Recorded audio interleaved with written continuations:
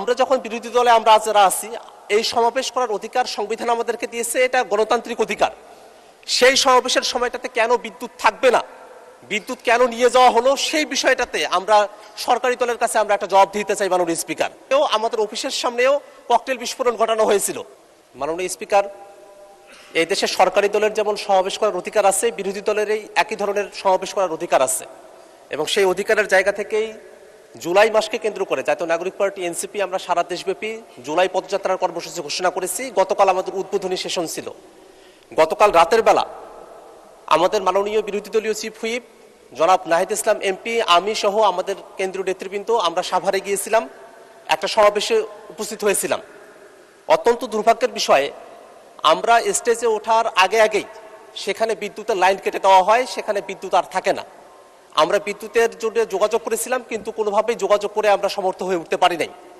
এবং সেখানে যখন বক্তব্য চলছিল, হঠাৎই সেই সমাবেশে যারা শ্রোতারা আছেন তাদের মাঝখানে সেখানে একটা বিস্ফোরণ ঘটানো হয়, ভয়াবহ বিস্ফোরণ। এবং সেই বিস্ফোরণে অনেকেই হতাহত হন, রক্তাক্ত হন, সেখানে রক্ত ছড়িয়ে পড়ে এবং তারপরে সেখানে ধোঁয়া উঠে যায় এবং আমাদের ওখানে যারা শ্রোতারা ছিলেন তারা ছত্রভঙ্গ হয়ে পড়েন। আমরা সমাবেশ সংক্ষিপ্ত করে আমরা থানায় গিয়েছিলাম। মাননীয় স্পিকার, আমরা যখন বিরোধী দলে আমরা যারা আছি, এই সমাবেশ করার অধিকার সংবিধান আমাদেরকে দিয়েছে, এটা গণতান্ত্রিক অধিকার।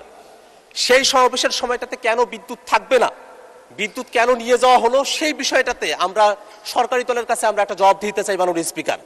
পাশাপাশি আমরা যখনই জুলাইকে নিয়ে কোনো প্রসঙ্গ নিয়ে আসি, জুলাইকে নিয়ে যখনই আমরা কোনো আন্দোলন সংগ্রাম বা কোনো প্রোগ্রামের কর্মসূচি আমরা ঘোষণা করি, সেই সময়টাতেই নানাভাবে আমাদেরকে বাধাগ্রস্ত করার চেষ্টা করা হয়। যারা জুলাইয়ের পতিত শক্তি আছে তারা নানাভাবে আমাদেরকে বাধাগ্রস্ত করে। এর আগেও আমাদের অফিসের সামনেও ককটেল বিস্ফোরণ ঘটানো হয়েছিল। গতকাল যে বিস্ফোরণ ঘটানো হয়েছে সেখানে বিরোধী দলীয় চিফ হুইপ উপস্থিত ছিলেন, আমি নিজে উপস্থিত ছিলাম, আরো নেতৃবৃন্দ উপস্থিত ছিলেন। ভয়াবহ ক্ষতির মধ্যে আমরা পড়তে পারতাম।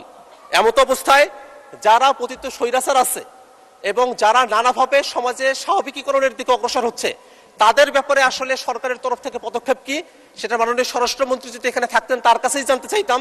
কিন্তু যেহেতু মাননীয় স্বরাষ্ট্রমন্ত্রী এখানে উপস্থিত নেই, এই কারণে আপনার মাধ্যমে সরকারের কাছ থেকে আমরা জানতে চাই যে কেন বিদ্যুতের লাইন বন্ধ থাকলো সেই সময়টাতে, এবং এই যে বিভিন্ন জায়গায় দুষ্কৃতিকারী যারা আছে, এই অপরাধীরা এবং বিস্ফোরণকারীরা যে বিস্ফোরণ ঘটানোর সুযোগ পাচ্ছে, তাদের বিপক্ষে আইনগত কোনো ব্যবস্থা গ্রহণ করা হবে কিনা এবং আমাদের নির্বিঘ্ন সভা সমাবেশ করার অধিকার নিশ্চিত করা হবে কিনা, সেটা আপনার মাধ্যমে এই সংসদের কাছ থেকে আমরা জানতে চাই মাননীয় স্পিকার। আপনাকে ধন্যবাদ।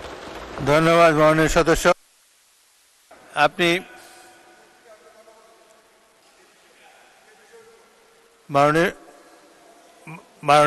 মাননীয় সদস্য আক্তার হোসেন, আপনি এই ব্যাপারে একটা নোটিশ দেবেন। আর এখানে কোনো বিতর্কের অবকলন করার প্রয়োজন নাই। আইনমন্ত্রী দাঁড়িয়েছেন, আইনমন্ত্রী কিছু বলতে চান? এটা তো স্বরাষ্ট্রমন্ত্রীর বিষয়, উনি দেশে নাই। আইনমন্ত্রী বলতে চান? আচ্ছা বলুন।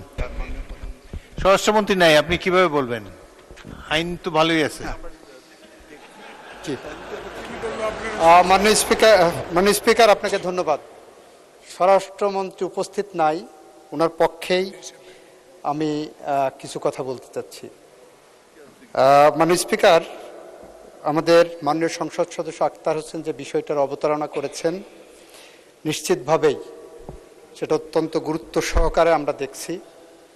আমরা আশ্বস্ত করতে পারি যে এর সাথে যদি কেউ জড়িত থাকে তার বিরুদ্ধে আইনিভাবে যতটা পদক্ষেপ নেওয়া সম্ভব, স্বচ্ছতার সাথে ততটা কঠোর পদক্ষেপই সরকার নেবেন।